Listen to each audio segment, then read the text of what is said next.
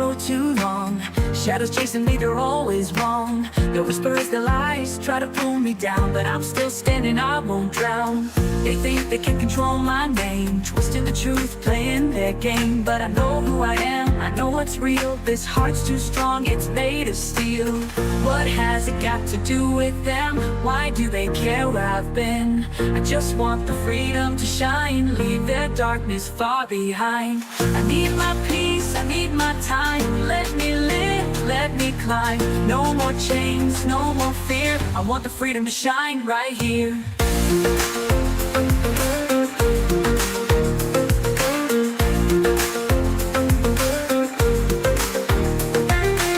They talk about me like they know my soul, but they don't see me, they don't know my goal. Every step I take, they want me to fall, but I'll rise higher standing tall. I've got dreams they can take away. I'll break free, come what may. The voices fade, the power's gone. The light in me is growing strong. What has it got to do with them? Why do they care where I've been? I just want the freedom to shine, leave their darkness far behind. I need my peace, I need my time. Let me live, let me climb. No more chains, no more fear. I want the freedom to shine right here. What has it got to do with them? Why do they care where I've been? I just want the freedom to shine, leave their darkness far behind. I need my peace, I need my time. Let me live, let me climb. No more chains, no more fear. I want the freedom to shine right here. I'm not your victim, I'm not your prey. I'm taking back my life today. Your lies can hold me, I'm breaking free. A brighter future's calling me. What has it got to do with them? Why do they care where I've been? I just want the freedom to shine, leave their darkness far behind. I need my peace, I need my time. Let me live, let me climb. No more chains, no more fear. I want the freedom to shine right here.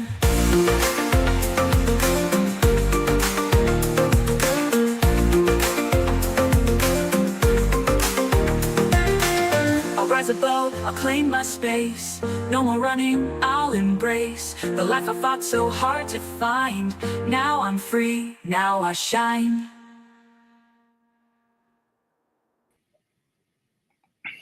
Great night of fighting, everyone. Great night of fighting. It's yeah, Ben Connor deserved it, absolutely. And I'm just so grateful that I got to watch it with my son. I'll just say goodbye to Lewis. He's left a few minutes ago. It was quite good because Karina offered to pick him up. Well, like I said, Lenny, I'm having a late one. I just finished watching you know, the rematch. Massive congratulations to Conor Benn, the better boxer on the night. Surely the bars in Brighton are pro Eubank. Yeah, of course, but ultimately the Benns deserve the win in the whole legacy. Looking at the bigger picture, the Benns deserve the win. Okay? Especially with Chris's performance tonight. We always thought, well, Chris would come back in about the 8th round onwards. He's conserving his energy. But it may actually pan out that he never had the energy there in the first place. No, not at all. The Eubanks are loved in Brighton. Will there be a part 3? Conor Benn has said, that's it, that's the end. Right? Conor Benn is like, I got one up on my dad. The first thing Conor Benn was asked was, how do you feel? And he looked up at his dad and he said, I got one on you, Dad. He actually said, I got one on you, Nigel. No, Chris was not bad at all. But there was a knockdown in the 12th round. Eubank got up. Then he went down again. Then he got up again, like saying, I'm ready for it. And the bell went. Conor Benn won every single round, in our opinion. And in the judge's opinion, the scorecard may be the judges on the night scored 1 or 2 rounds to Eubank, which was surprising, but it was a convincing win by Conor against Eubank. Will Eubanks retire? Possibly not.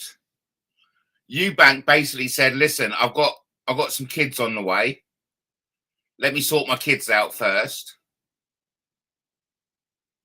And maybe. So Eubank is like, maybe. Conor is like, it's the end. I'm going back down to 147. No, I don't think it's a shocking day at all. No, not at all. It was just a tough day at the office. It wasn't a shocking day. It was a respectable loss. Okay? It was a respectable loss. I thought Eubank was gay. Doubt it very much. You know, he has got twins on the way. And there's been a lot of fake news going around. There's been a lot of fake news. I mean, the first fake news about this fight was that Conor had lost. Conor had failed a 3rd drugs test. The second bit of fake news around this fight was that Eubank pulled out, and no doubt the Eubank is gay is another piece of fake news. Respectable. Sorry, Matt. Didn't you say he lost every round? Yeah, absolutely. But you know, yeah, he did lose every round, but he never stopped. And we always thought Eubank was going to come back hard because it didn't look as if Eubank ever really attacked, to be fair. But we've got a press conference coming up. Look forward to seeing that, if that's going to happen. But I'd like to play you all a promotional video.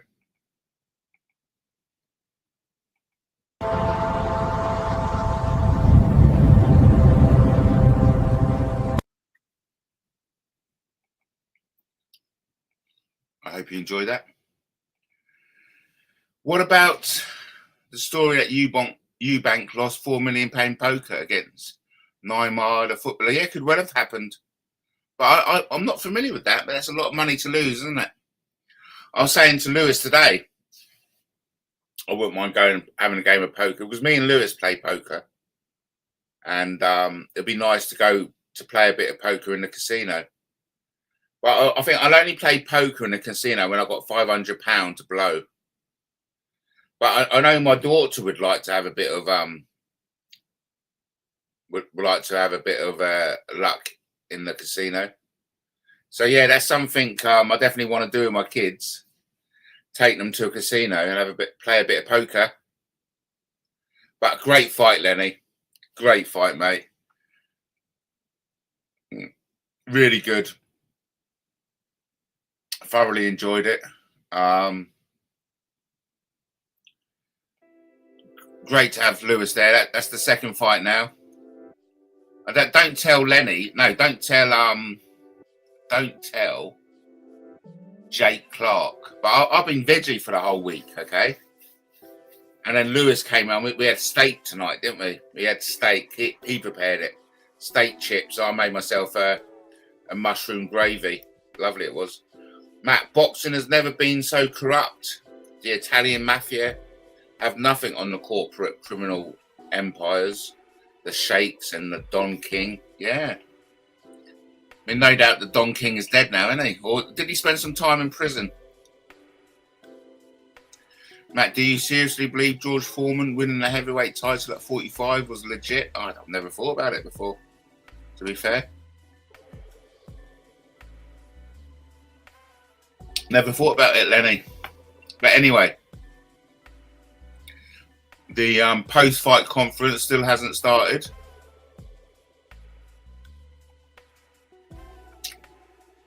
I don't know when that's going to kick off. But you could definitely see Conor Benn was a very happy lad. Put it that way. Conor Benn was a very happy lad. I would like to play you another promotional video.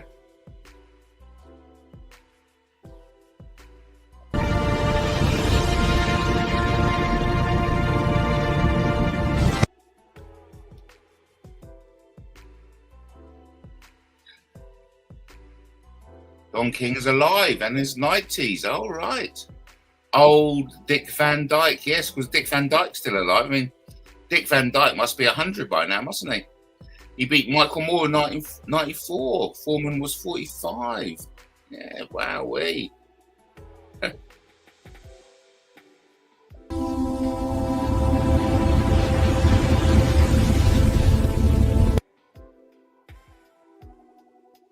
Yeah, that's all the astronaut things I've got now. That's it.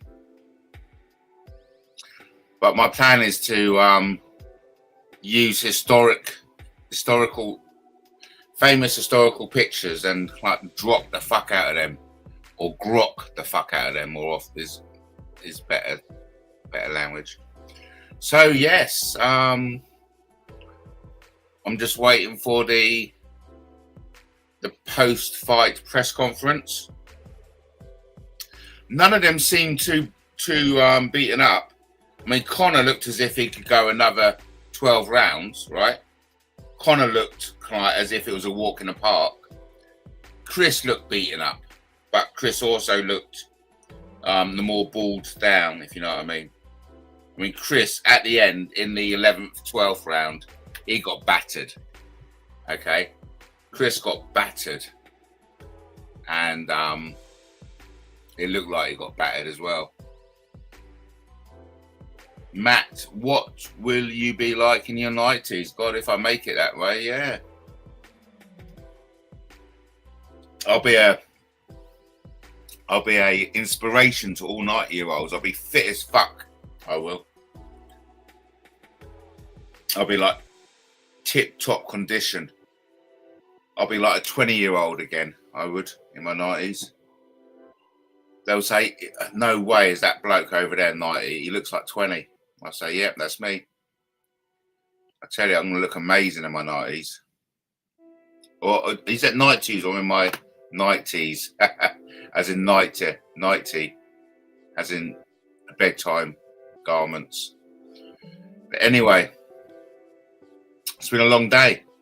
It's been a long day. Yeah, no doubt, Lenny. Matt, you'll be in your 90s in the 2060s, son. Still bantering. Damn right, I will be. So yeah, it's been a long day. Mind you, I knocked back a few last night, didn't I? I knocked back a bottle of wine, 3 bottles of beer, and I woke up about like 9:30 this morning. Well late, mate. Well late. We've got the cold spell coming tomorrow, haven't we? Picked Lewis up at 4. We went shopping. Got back by about 5. Made this lovely. Lewis made some lovely steak and chips, mate. Steak and chips by Lewis. And I made a nice mushroom gravy. Oh, delish it was. Delish. Oh yeah, and Lewis brought a pineapple. So we had a pineapple. We had a pineapple through. We nibbled on a pineapple through the fight, which was nice. And so, yeah, I mean, I'm ready to call it a night. We're still waiting for the post-fight press conference. Still hasn't started. It's just gone 12 o'clock. I hope you had a nice night, Lenny. What went down while I was? What went down? Man, what went down? Has anything gone down? The young people will ask you about the 90s, and you'll tell them about Mr. Blobby and he's 17, the Bill stuff in the 90s. Yeah. Well, it's funny because I said to Lewis, I said, when I was like a teenager, the big boxers when I was growing up, I mean, it was also, you know, like Tyson, Bruno,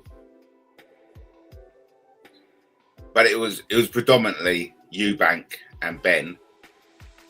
And Lewis says the same thing. He goes, yeah, I mean, me getting involved with boxing, it was Eubank and Benn Jr. So it's fantastic. It was a real good father and son activity to watch a bit of boxing. Fake Admiral, no, he's up in court. Stop laughing. No, I mean, yeah, it's well, bang out of order. Of course it is. It's bang out of order. I mean, what on earth was he thinking? And we've got a bit of that on YouTube at the moment. People assuming ranks that they just haven't got. You know, be it captain or anything else. Assuming a rank which you haven't got is actually illegal. And as this fake admiral at the Armistice out down in Wales is finding out, because he's up in court in December, you know, it's a costly, it's a crime. Assuming a rank which you haven't earned is a crime. And I mean, you can see this in reverse with Danny West and Grobnob, you know, making out that I never achieved my rank. And I know my rank was only Lance Corporal, but it took me more effort to achieve the rank of Lance Corporal than Danny West and Grobby. Matt, this geezer is 64, dressed up as a fake admiral. Is it a mental illness, fantasist? Oh yeah, definitely.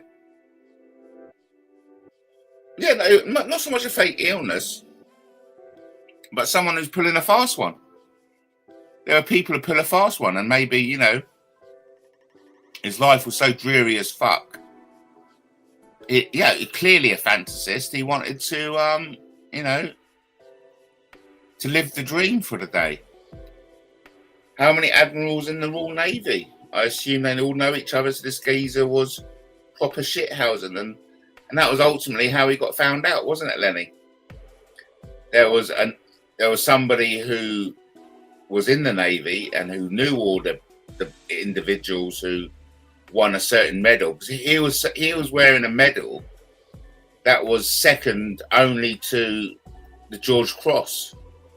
And so not many people, you know, get the medal just under the George Cross. And this other bloke, he knew very well how many people got this medal just below the George Cross. And it wasn't him, you know. But yeah, I mean, it'll be interesting to see what punishment. I don't think it's worthy of prison, of course, because there was no victims. But it's definitely been an example to the rest of everyone not to assume fake ranks. And you'd hope that he'd get a suspended sentence and maybe, you know, community service. What had he to gain dressing up as a faker baker? Well, he had a good day out, mate. He had a good day out. He could make up rubbish and get his end away, I suppose. Yes, and yeah, conning women. Yes. But yeah, I heard it. I heard about it. And, I mean, what can he do? Would the guy not feel embarrassed now? Well, of course he would. I mean, he's going to end up a criminal. I don't specifically know what the law he broke, but it would be like impersonating a commissioned officer. If there is such a law. He's on blast now, Matt, the fake admiral. All right, on blast. I just still feel sorry for his family. Because forever now on, Granddad is going to be known as a fake dad, if you know what I mean. Yeah. Oh, really? Okay. Lovely, thank you. So it's against the law under the 1984 Uniforms Act. Yeah, wearing a uniform you shouldn't wear. Oh, lovely. And of course, you know, because you could theoretically assume a position within the military that will give you the power over other people. You know, you could order, you could do some serious damage, assuming a rank. Yes, and it is stolen valor. Yes, definitely. I mean, as you all know, I attained the rank of Royal Military Policeman, Lance Corporal, and the likes of Danny West and Grobby, who make out I didn't attain that rank, are actually stealing my valor. Just saying. I'm just saying. This guy couldn't order margarita from Pizza Express in Woking. Oh, funny.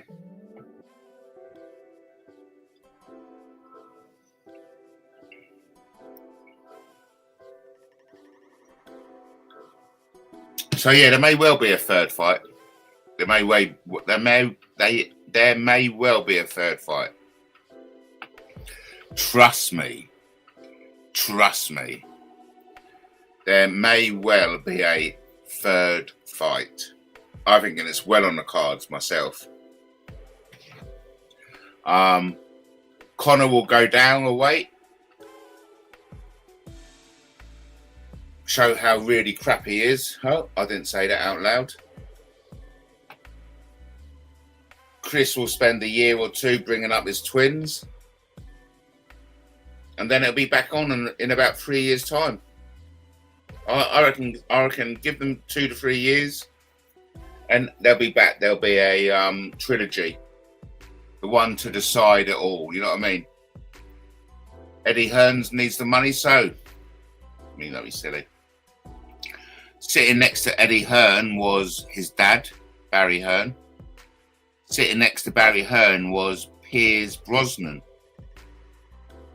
Sitting next to Eddie Hearn was the Sheikh. I've forgotten his name. The Saudi Prince. And then on the left of the Saudi Prince was Guy Ritchie. And sitting next to Guy Ritchie was Jason Statham. Sitting next to Jason Statham was his missus. Sitting behind Jason Statham was Emma Bunton. Emma Bunton, is that right? From the Spice Girls? Matt Liberace famously sued a British newspaper in the 50s for saying he was gay. What a scoundrel when he was gay. What a scoundrel. That's not nice, isn't it? Liberace, fucking, he was gay. Do you remember a YouTuber called Flow Destroyer? Yes, I do. Is that you? Is that you, Lenny? Oh, yes, I do remember Flow Destroyer. Are you going to admit to being Flow Destroyer? That'd be epic if you did, mate. It'd be epic if you did. But anyway, I'm ready for bed. It's been a long day, buddy. It's been a long day. I don't know what's happened with the... Oh, here we go. Oh, no. I was going to say, I don't know what happened to the post-fight press conference.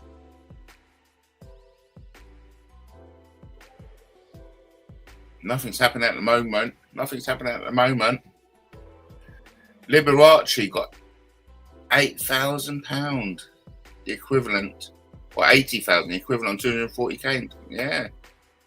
I'm not Flow Destroyer. What about Flow Destroyer anyway? Are you making comparisons to the Dark Destroyer? Are you? Are you? Are you?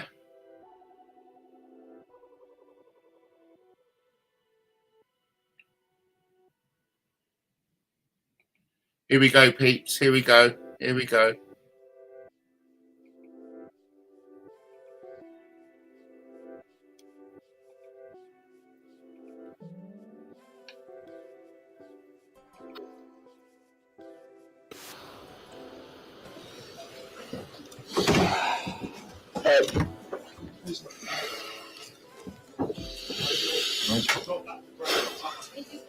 Okay.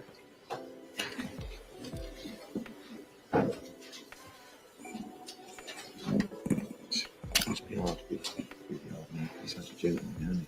Always posting. I want to talk about Here he comes. Come on, Nige. You're always late, Nige. I'm sitting here.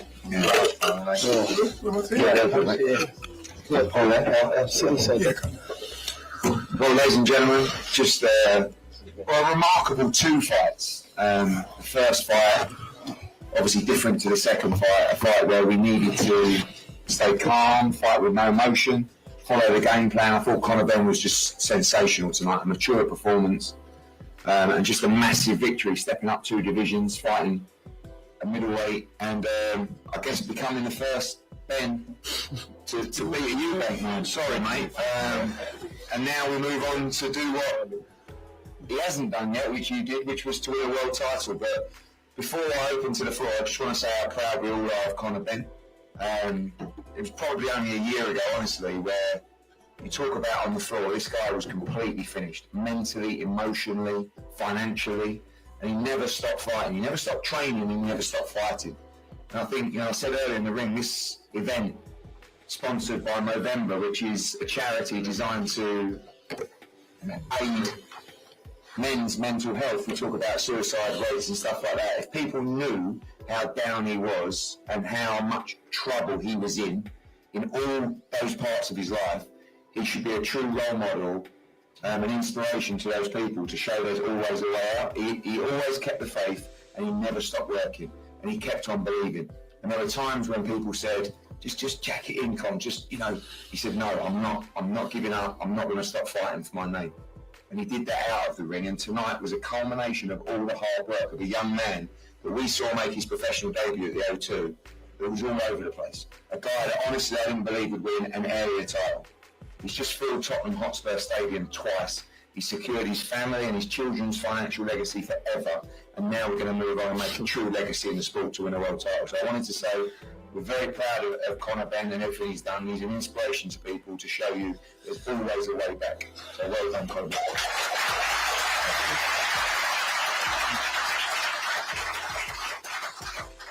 Questions to the floor? Yeah. Hold on, sorry, we're going to get congratulations, Conor. Did you anticipate, given what happened in the first fight, the second fight being quite so straightforward for you dominating in that fashion? I think for me it was a matter of, when I said I beat myself that night, I really did feel like I beat myself. It wasn't the strategy, it wasn't the game plan. My head wasn't in the right place to fight. So a strong mind can carry a weak body, but a strong body can't carry a weak mind. And I looked strong, I looked very strong, but I was still broken. I had to fight for many reasons, for financial reasons, to be active, to give the public the fight. The public wouldn't have accepted any other fight, so I felt like I owed it to the public to have that fight. But was I ready? No, I can't say I was. But ultimately, I've gone in there and stayed disciplined and showed that I can box, the bigger man, without getting drawn into a fight, which is what he tried to do, and which we very easily could have done. When I hurt him in the first or the second and I threw a haymaker, it very easily could have gone that way, but I just had to keep my emotions at bay and stay disciplined in there. You've spoken in the build-up about this being your last fight at 160 and welterweight being the target, but given how heavy you came in and how well you handled it, do you think there might be maybe a fight at 54 before, will you go straight to welterweight now? I think for me, winning the WBC world title is heavy on my heart, heavy on my mind. Getting that WBC world title was the belt my dad won. It was the belt I would love to win. It's my dream. So for me to be one up on my dad with the Eubank Benn rivalry and also win the WBC world title, it'll be some moment for me. Just one last one. I wondered how you felt in the ring looking out at 50 Cent turning up. Did anyone tell you that was happening? No, it was 50 Cent going to do.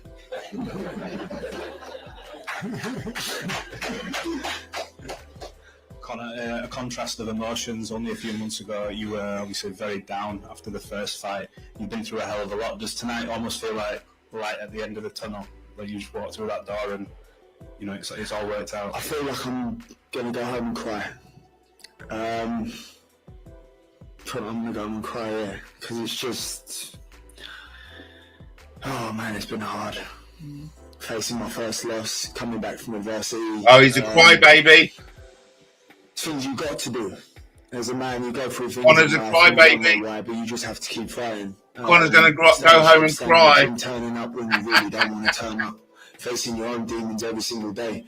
That's the hardest fight, really. You have to live in your head every single day. Getting in the ring for 36 minutes is no problem. Oh, The poor first Conor's fight, going to you go said home the and first one you used a lot of cry. emotion. How did you manage to channel that for the rematch? Because tonight you were very composed, you didn't smother your work, you used the jab effectively. How did you manage to switch back and almost take that emotion out of it to make sure you won? It was the chip on my shoulder. People saying, "Oh, you can't box, you can't do this." It was like, "All right, cool, we'll watch then." Because ultimately, you say I can't do it. Connor that's had a 'cause chip you on his can't do shoulder. it. I can do it because I'm set my mind to do it, and that was my fuel. I wake up in the morning, go, "What? People think I can't box? Or people think I can't out boxing for 12 rounds? Watch me." And that was my fuel. Everyone has their chip on their shoulder that gets them going and gets them out of bed. Watch that me. was mine for the camp. Watch me go 12 rounds. Watch me. Last time we sat here, you were gutted because you couldn't get the knockout. You said it was just out of your reach. Tonight's the same. You got closer tonight, but is it still going to haunt you, even in victory, that you couldn't quite get the He knockout got his finished? knockout. I did say He didn't get a stoppage. early on in the week there was going to be a systematic beatdown, and that's what I done. Eubank said in the first round he knew he had made a mistake tonight.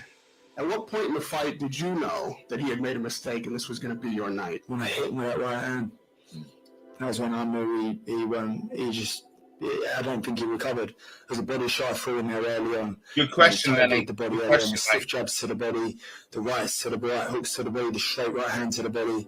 It broke him down. And that was my strategy going in and staying disciplined. You were right, you took his soul in the first fight as well. Yeah, I did. You were shouting something to him at the end of that round. What were you saying? I was just saying, it's easy work. Is that all you got? It was easy work. But the fight could have easily been the same fight if I hadn't been disciplined. There was moments in that fight where I was like, "Well, you want to go? Well, let's have it then." It's hard for me to sort of tone it down because I'm that character, I'm that guy in my head. So for me, it really is just me fighting myself in there and being disciplined. And I felt like it put a lot of pressure from my team, as in Tony and my dad, and to get it right. Because you can't get it right for 8 weeks and then not get it right fight night. Like, you'd be a mug. You know, so for me, it was like, I really want to do Tony proud because he knows I can do it. But you can't do it until you've done it. I done it. And the last one from me, obviously it's tied now. Is there any appetite? Done. Is there any appetite whatsoever? I don't know how long I can make 1-4-7-4. So for me, I mean, for the record, listen, money always Team talks, doesn't it? Eubank. But for me, for my personal, I think the Benn personal deserve the reasons. win in the Personal whole legacy, reasons. in the bigger picture. So for me, it's let me get that world title, and for me, that would be a box ticked. Conor, congratulations. Nigel, I had a question for you. You've been honest in the past about wanting more from Conor, but tonight he took a huge step forward and did brilliantly. How proud are you to be Conor Benn's dad? And how are you going to deal with all the jokes at home now? You're trying to make us cry up here now.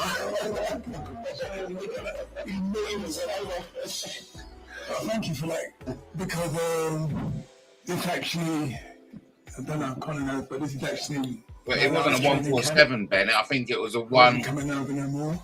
I've been coming over for spending like sometimes 6 to 8 It's months of the 160, year yeah. here.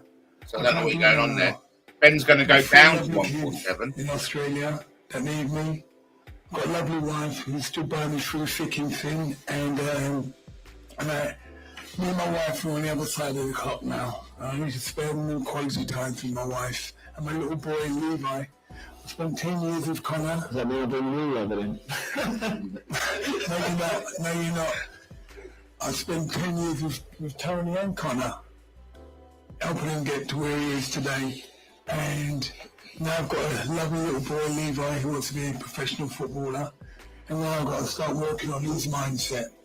Conor's in good hands. Got Tony, Lee, Pedro, Dan, Justin, Colleen. They've got an unbelievable team. I paid £25, Lenny. Money well spent. So I'm leaving them in good Money hands, well but spent. I've got to spend Memories my made. time with my wife, who stood by me through thick and thin and loved me through everything that I went through. And I thank you, Caroline, because you actually made me the man that I am today. Without you, I don't even know I'd be here.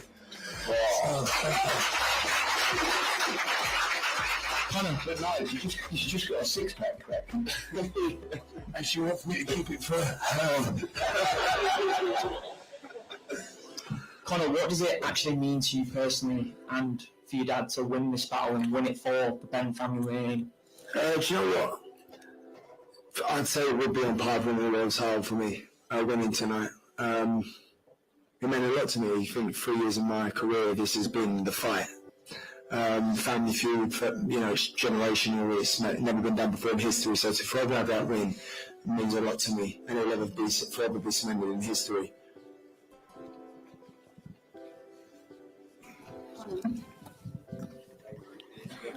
Oh. No. Roger was talking with his boxing. Connor, it's lovely to see you because obviously the last time I saw you was in this room a few months ago, and it's wonderful to see you with a big smile on your face and with the victory. I felt quite emotional seeing you in the ring because it was very evident how much it meant to everybody up there, not just the family. And you spoke very honestly in the lead up to the last fight about loss being the thing you feared the most.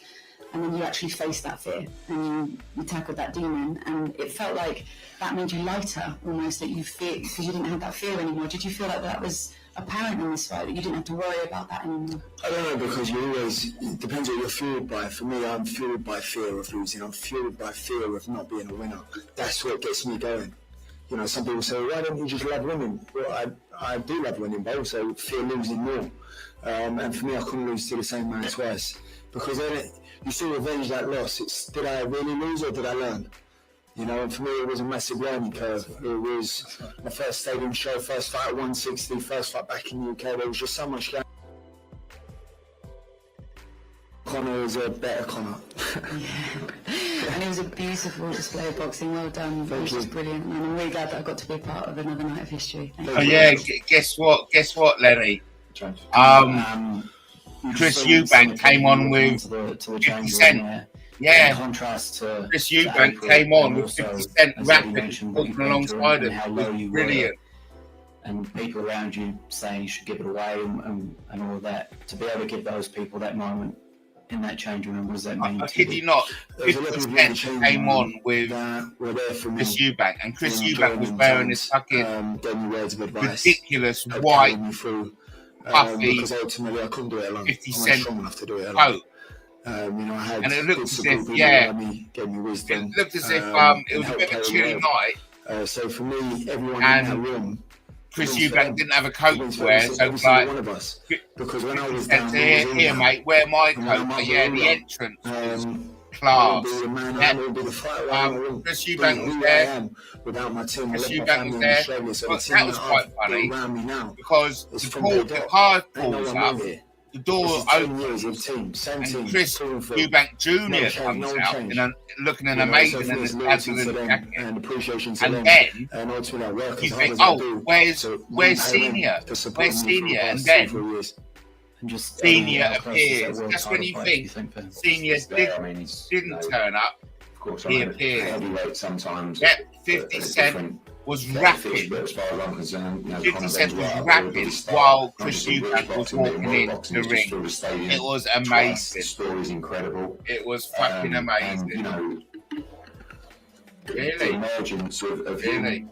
We know the story coming out of his father's name, and that's the difficult thing to do. And what is remarkable about him and Chris Eubank Jr., to be fair, both really tough kids, And boxing is not generally for people that come from that background, but it is when it means something to you, and you've got a passion for it, and you love it, and it's built within you, and that's with Connor. So the future is so exciting. Now we're going to do the definitely another great fight. And Connor, honestly, it needs a third one because it's not just it needs a third fight, but that can wait, and it's going to come. Trust me, it's going to come. Calling him out after the Chris Eubank loss. Now he's won. I mean, like, with all due respect to Haney, Norman, Rolly Romero, Luis Crocco, who we represent, this is the star of the 147-pound division. This is the money of the division. That's why everyone's calling him out. So we're going to be just fine. But Connor's right. I didn't agree with what he said, because he kind of said, I've got the money now. And that's I believe him. I believe Come them. Monday, that would be a different conversation. Of course it will. Sounded good though, didn't it? I was actually thinking, right, this sounds good, but then I thought, don't be silly. Chris came in a few pounds lighter than the legacy Ben. World Championships. It is. That was legacy tonight. That was legacy in April. Those scenes. I mean, those drummers up there to Phil Collins, and even Eubank coming out to Phil. Where do you see stuff like that? It was unbelievable. But I know that every time he trains in his gym at home, he's got that WBC belt that his dad won up on the wall, and he's looking at that every day and he says, I'm going to get one of them. The Barrios fight's there, the Crocker fight's there, the Haney Norman fight's there. But like I said, we're in such a wonderful position.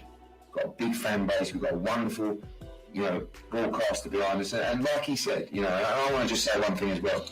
This team of people, you see a lot of them, they're all wearing blue tracksuits in here. Every one of you, what a job, what commitment. Tony Sims, the job that he has done to bring Conor Benn through. You ever see Tony going out, doing all these interviews, building his own social media. He's he's not even an underrated trainer because everybody in boxing knows what a great trainer is.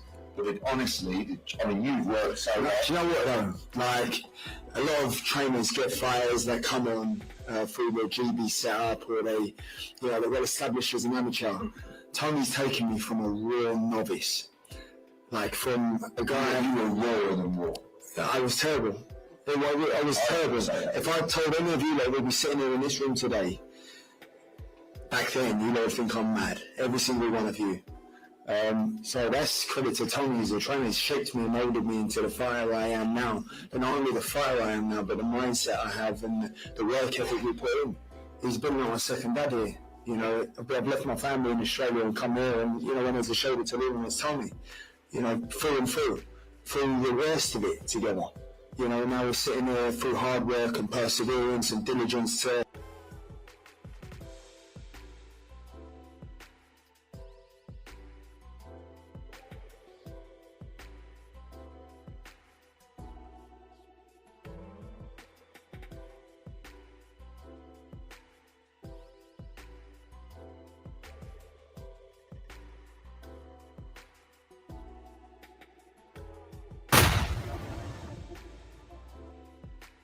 Tonight. So, as I said in that ring tonight, held them back to make it here today.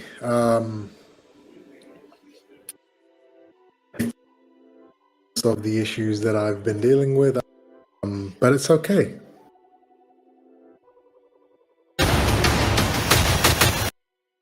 In that ring tonight, held them back to make it here today. I'd find something, and I tried hard.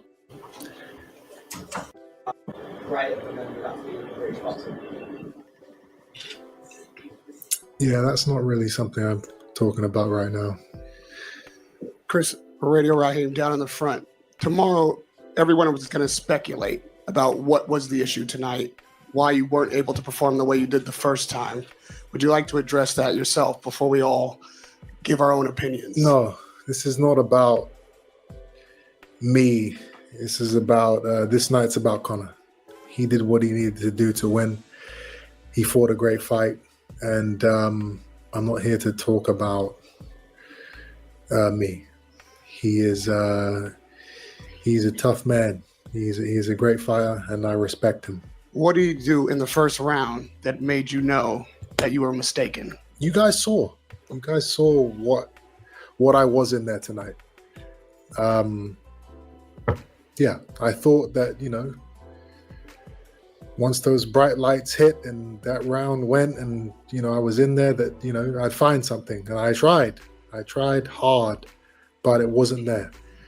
And Conor was strong, and he was fast, and he was tough. And congratulations to him. Last one from me. You sound like a man who might be done boxing. Is that something you're considering tonight? We're not talking about that right now. Chris, knowing the warrior that you are, do do you still want to settle this family rivalry and this rivalry between you and Conor? Would you pass on the trilogy fight, or would you still want that? You know, right now I'm not really in the state of mind to be thinking about next fights. I need to heal. I need to deal with what I'm dealing with, and then after that, you know, I can start thinking about my path in the sport. Yeah. The first fight may have been your legacy defining night in the sport. Now the clip keeps resurfacing of you as a young boy asking your dad to compete in boxing. You finally got the words that he was proud of you. What do you feel towards that now? How special was that for you? Next question. Chris, hi. They've both definitely First of all, I just wanted to say issues, congratulations man. on the news that you're expecting Definitely twins. both got daddy Where issues. are we looking at here? Just here. Okay, how you doing? Hey, after the fight, you mentioned that you've been going through some things. We all know that boxing comes with bravado, but what you said felt a bit deeper in the ring. I don't want to pry into anything, but I just wanted to ask, how are you doing away from the ring? And are you okay? I'm alive. I'm happy. I'm a fighter, you know. I get to do what I love every day, regardless of, you know, the trials and tribulations I go through. I'm still doing what I love to do. I'm still, you know, fulfilled in life. So I'm good. I'm okay. Chris, you said that, Dana, you said you went through hell, and you said it again here. Can you tell us what you meant by that? No, in specific? again, I said I'm not here to talk about anything like that. We're not taking away from what Conor did tonight. Did you feel like you were anywhere near 100% tonight? You guys saw what I did in the first fight. You guys can come to your conclusions after watching what just happened.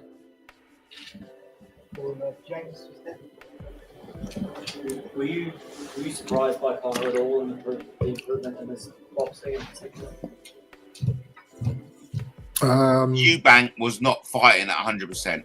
Okay, Eubank. He had a different strategy at 100%. Let's get that out there. Eubank was on the back foot, which actually was better for me. No, I wouldn't say anything surprised me. Hi, Chris. But Benn was a man on a mission, right? Conor was a man on a mission. No, he wasn't going to end the night. He gained my respect. End of. From the first fight. You know, it's you share a ring with a man for 12 rounds or 24 rounds now.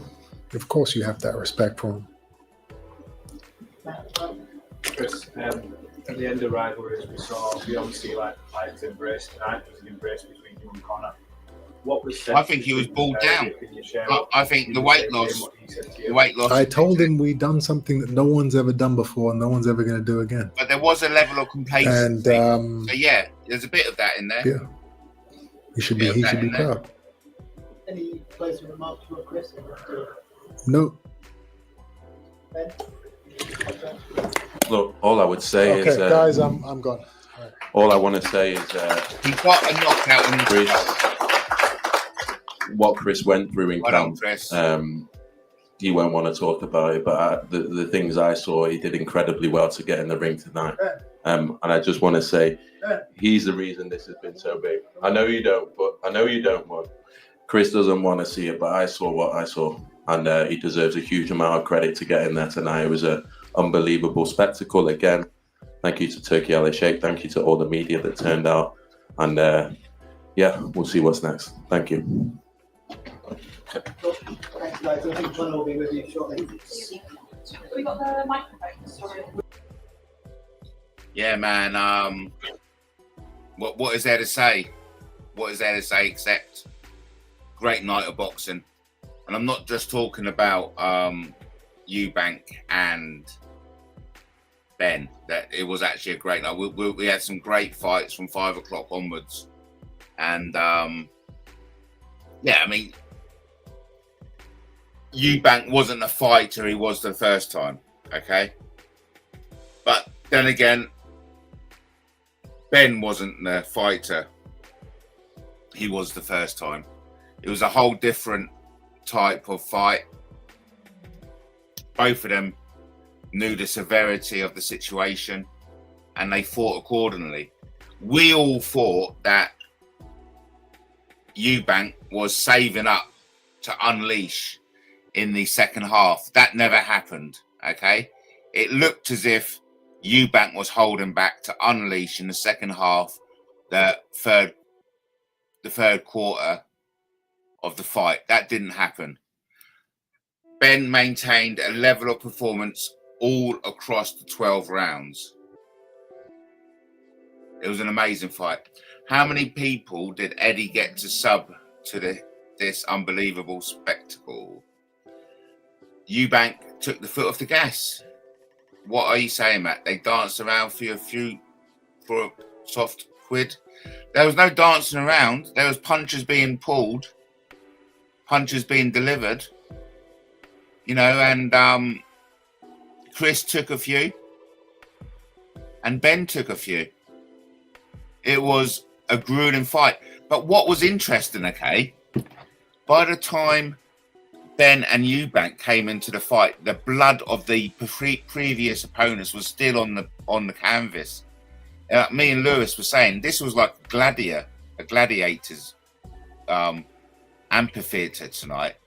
There's some serious fucking injury. When I'm talking the fight before Azim and Scooby, man, that was brutal. Scooby got fucked up good and proper. But he went the 12 rounds and there was a stoppage in the 12th round. In fact, Scooby, he had to have oxygen. He actually got punched out of the ring, right? And there was no victory by Azim. I know, actually, I'm getting mixed up. I'm getting all my names mixed up, by the way. Azim was the fight before that. But could have been a case that, you know, we seriously thought someone was injured tonight. It was a brutal night of boxing. Okay, and to be fair, the Eubank and Benn fight was the more pleasant, was the lesser of all fights tonight.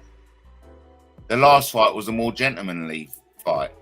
But before then, there were some people got proper fucked up. Okay, I mean, let me just say Scooby versus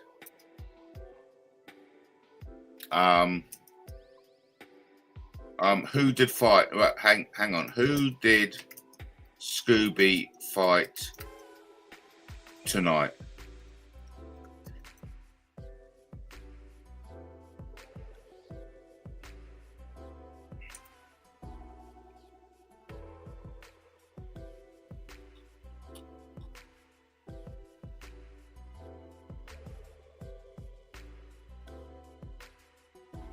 Oh, it was. It was Azim. Yes, Azim and Scooby.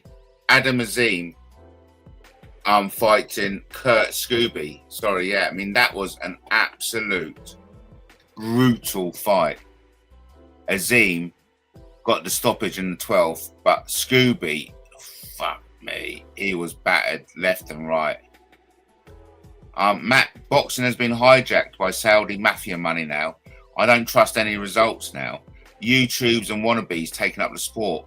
Can you not smell the shit? Well, this is an interesting question, actually, because I'd like to know whether the Saudis are losing money or not. I mean, they're all businessmen eventually, and of course, the overriding principle in business is to make a profit. But I would like to find out whether the Saudis are losing money on these fights, because I personally don't think they are. I think the Saudis are astute businessmen, and a businessman is only a businessman when they put in a profit. You can't call yourself a businessman if you put in losses. You're just not a businessman, because a businessman is someone who makes money. And I would be interested to see whether the Saudis make money. They've got to be making money. They've got to be. Matt, boxing has always been corrupt. But look at it now. Tonight didn't seem a corrupt boxing match. I think everyone was part, and look, Benn's going to win no matter what tonight. He walked out of that ring ready to do another 12 rounds. Chris Eubank got fucked up, especially in the last round. If that fight went on 10 seconds more, Chris may well have been in hospital by now. Okay, but it was a brilliant fight in the context of the bigger picture. The Benns deserved the win, and they got that win tonight. Yeah, money and greed is ruining the world. Of course it is. But so is child abuse. You know, so is war. There's loads of shit that's ruining the world. Half the world starving and going without, and Elon Musk's a trillionaire. This sucks. Of course it does. You know, and what? And do you think you're going to make a difference by carrying on voting? That's exactly why I back John Manoa. Okay? This is exactly why I back John Manoa. Matt, I'm going off on a tangent, but you know, of course I know what you mean. Of course I know what you mean, Lenny. Fucking hell, come on. You know, we all want the best world we can live in. And, you know, what happened tonight was brutal. Right? What happened tonight was the gladiators in the amphitheater. That's what it was tonight. The canvas was covered in blood. Okay? Like, you know, like I said, me and Lewis discussing this tonight. When you punch, you get hit. There was loads of fucking punches being thrown, and people got hit, and they were hard punches, and fucking noses split, and lips split, and there was blood everywhere.